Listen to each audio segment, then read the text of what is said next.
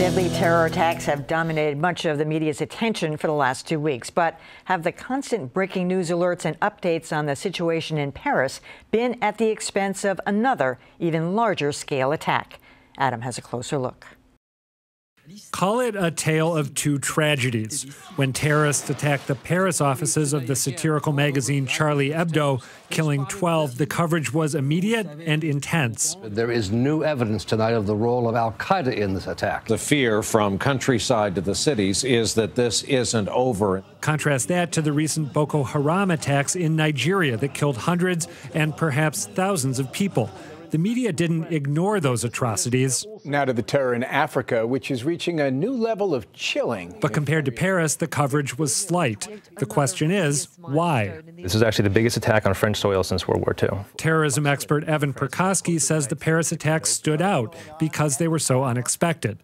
Time cites a failure of empathy. When terrorists kill villagers in non-Western countries, it feels like one of many bad things that happen to poor people in faraway places. Of course, as New York Magazine noted, it's also easier to report from Paris than from the parts of Nigeria where Boko Haram operates.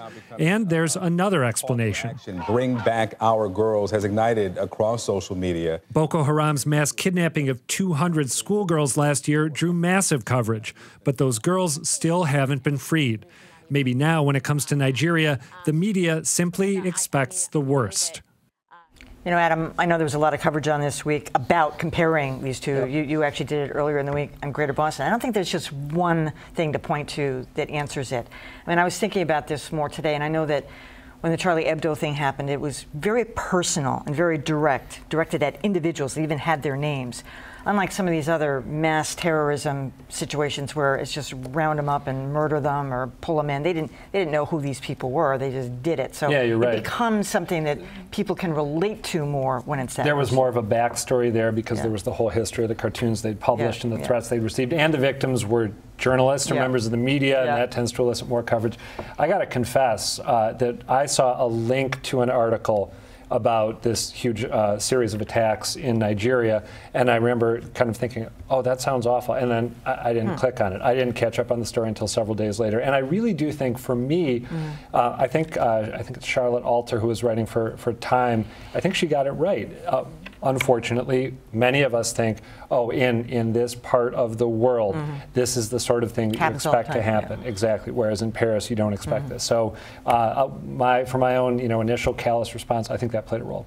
On the day of the events in Paris, I was watching the CBS Evening News, and Scott Pelley made a nice transition where he said, just so you know, this happened in Paris, but there are also 40 people killed by a bomb in Yemen, and there were a dozen people killed in Iraq.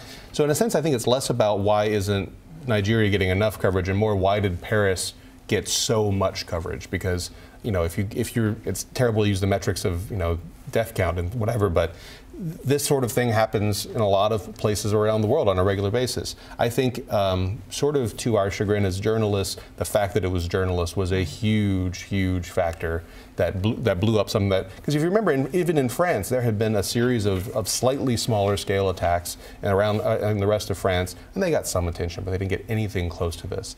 The fact that there was a journalistic hook, a free speech hook that could be put on it, as well as the other things we mentioned, are what really blew that out of the water. Well, I want to say that location is absolutely something that often drives narratives. And let's just go look at Eric Garner. It happened in New York, the center of, the United States. Remind people, Eric Garner was the man who was choked to death by the police on Staten Island. And that's, the heart of all of the headquarters of, American journalism. Well, there you go. We're going off from there. I don't care. If the same exact thing had happened in just that way someplace else, with video, it wouldn't have gotten that much. So location does have something to do with it. It also matters that there has been, by some journalistic organizations, coverage of the lead up to this most horrific 2,000 or 20,000 village destruction in Nigeria, but those did not get that much attention. They've been, pillaging villages for the last several weeks. And then there's a question of access.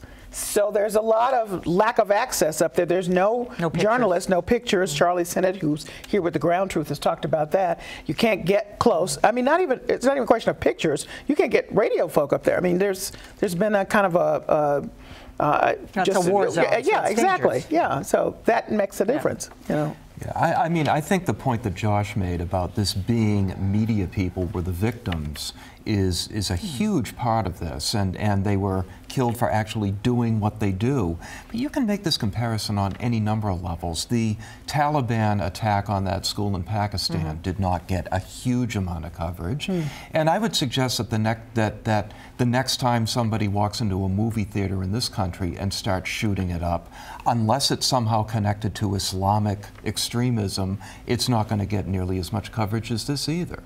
And it happens here too, right? I mean, we had this conversation on this show before, you know, crimes in certain areas of Boston versus other areas of Boston, what you expect and what you don't expect. Exactly.